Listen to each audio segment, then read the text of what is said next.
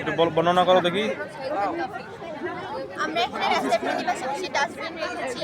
ডাস্টবিনে আলাদা আলাদাভাবে পচনশীল দ্রব্য, পলিথিন এবং কাঁচ সংরক্ষণ করা হবে।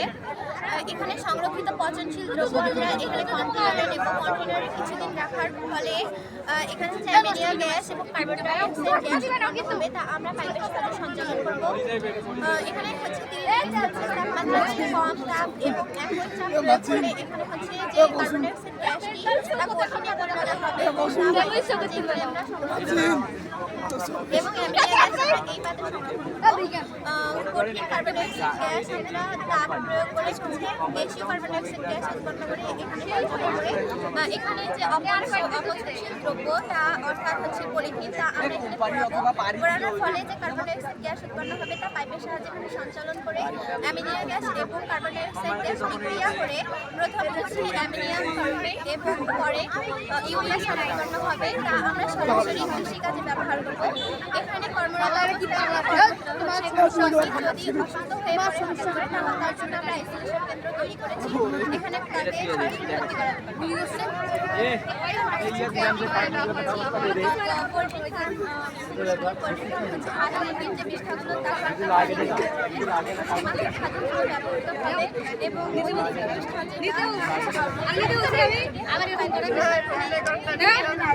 আমার কথা বলে এবং অতিরিক্ত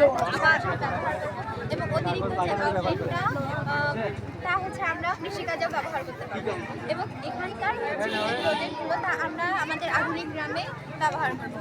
এখানে আমাদের হচ্ছে DC to AC voltage generator আছে। এখানে আমরা লিথিয়াম ব্যাটারি 3.7 ভোল্ট ব্যবহার করেছি এবং এটা ডিসি থেকে এসি হওয়ার সময় এখানে বিদ্যুৎ 220 ভোল্টের বিদ্যুৎ উৎপাদন হবে। এটা যদি আমরা জ্বালাই তখন এখানে বাল্বটা জ্বলে উঠবে এবং এখানে একটি কনভেক্টর মোটর ব্যবহার করা হয়েছে।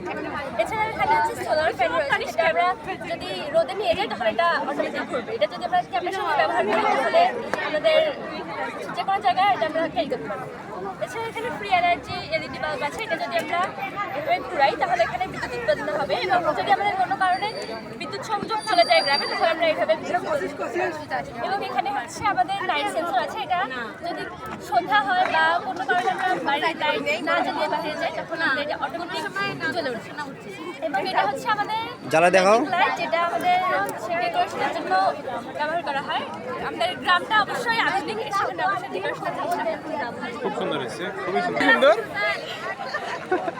স্যার আপনার কোনো অনুভূতি কেমন? আমার অনুভূতি খুবই ভালো যে এত ভালো একটা প্রযুক্তি দিয়ে এরা মানে উদ্ভাবন করছে।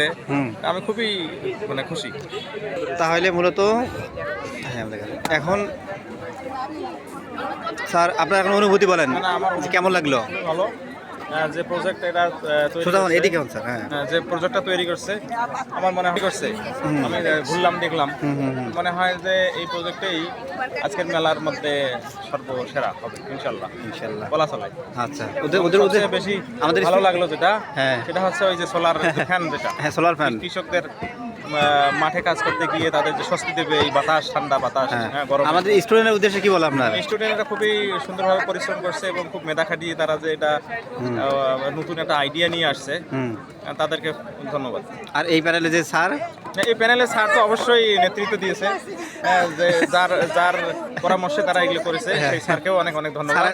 স্যারের নাম কি? শুভকামনা রইল এবং ভবিষ্যতে স্যারের নাম কি, কোন স্যার ছিল? আরো নতুন নতুন কোনো প্রজেক্ট নিয়ে এসে মেলার মধ্যে প্রদর্শন করে অথবা এইগুলো পরবর্তীতে যেন জাতীয় পর্যায়ে আমরা নিয়ে যেতে পারি, এই আশাবাদ ব্যক্ত করতে এবং স্কুলের উন্নতি হয়, স্কুলের উন্নতি হয়, সার্বিক উন্নতির কামনা। আপনাকে অসংখ্য ধন্যবাদ স্যার।